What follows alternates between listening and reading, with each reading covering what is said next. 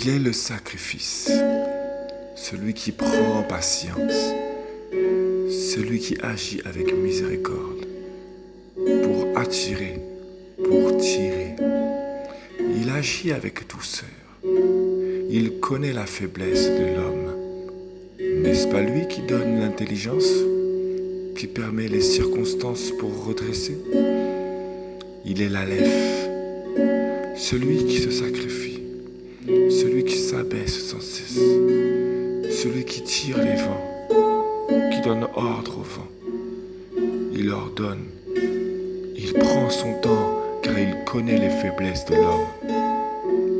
L'homme n'est qu'un souffle, il reçoit par grâce. Il est celui qui se sacrifie, celui qui accomplit. Les armées sont soumises à ses ordres. Les forces de la nature lui sont soumises. Son vent est un mouvement. Il règne sur toutes choses.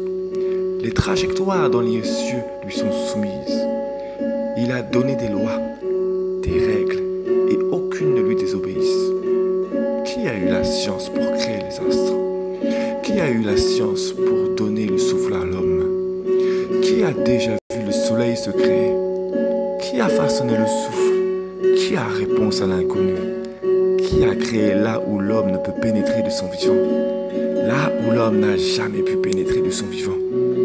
Qui a fabriqué les eaux, les amas des eaux? Qui a façonné les montagnes? Qui donne l'intelligence à la science? Qui donne la conscience? Est-ce que l'homme a des réponses qu'il peut prouver de sa propre main? Est-ce que l'homme de sa propre main a créé le souffle? Est-ce que l'homme de sa propre main a créé le vent? Qu'ils le disent.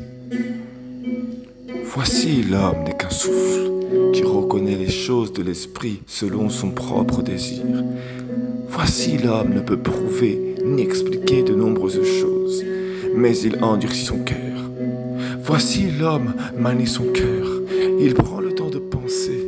Il a certainement vu des miracles, mais il se moque et dit « C'est certainement une bonne étoile ». Voici l'homme dans toutes ses forteresses. Il dira en temps de pandémie « Et ton Elohim n'avait-il pas besoin de nous ?» Voici l'homme dans toute sa plénitude. L'homme aime la science. Il se fait une croyance pour se donner une apparence, mais au fond, il est plein de fourberie. L'homme croit en ce qui lui plaît, pour se donner une apparence d'être comme tout le monde, parce qu'il veut se donner une apparence. Au fond, l'homme croit, mais il craint les dires, alors qu'Elohim lui donne. Il mange chaque jour dans sa main et va devant la tombe de ses défunts, tellement il se sent seul. Il espère une vie meilleure. Son cœur est plein de questions sans réponse et donne l'apparence de connaître.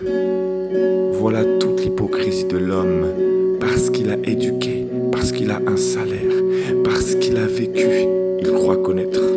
Et il avance comme quelqu'un ayant la connaissance. Il avance sans cesse dans l'inquiétude. Il prie dans son cœur sans cesse, au cas où. Mais il se dit non-croyant, tellement ses pensées sont pleines de fourberie. Et il dit dans son cœur, si tu existes, sauve-moi. Si tu existes, sans cesse, si tu existes. Pourtant, il ne croit toujours pas. Et il vit comme bon lui semble. Quand vient un défunt dans sa vie, il dit, il nous regarde d'en haut. Quoique cette personne fût plein de mensonges, d'adultère, qu'il fût plein de cachotterie et de séduction, de jalousie, l'homme préfère se mentir lui-même parce qu'il ne veut pas connaître son lieu de destination. On veut vivre la vie. On préfère le mystère plutôt que de vivre la vérité. Parce que vivre la vérité nous prive de nombreuses choses que nous aimons profiter. Tout en vivant dans le mensonge, on ne veut pas se dire quelqu'un a créé l'homme pour la femme et non l'homme pour l'homme, la femme pour l'homme et non la femme pour la femme, puisque nous voulons les laisser s'aimer. L'homme aime le mensonge, l'homme veut être aimé, alors il mentira pour être aimé.